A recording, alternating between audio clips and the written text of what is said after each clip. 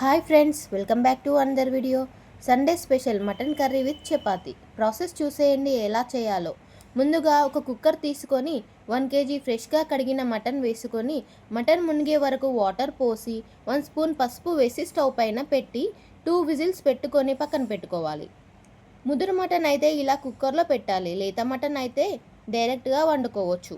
ఇప్పుడు స్టవ్ పైన గిన్నె పెట్టి ఒక 3 స్పూన్ల ఆయిల్ వేసి చెక్క, లవంగ, ఇలాచి, సాజీరా వేసుకోవాలి.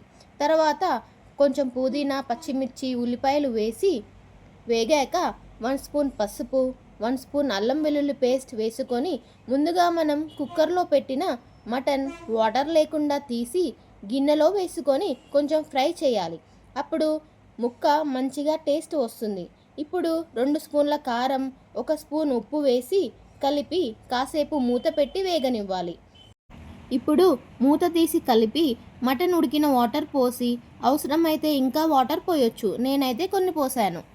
మూత పెట్టుకొని ఒక 15 నిమిషాలు ఉడికించుకున్నాను. చూడండి, మటన్ ఉడికి గ్రేవీ దగ్గరికి వచ్చింది.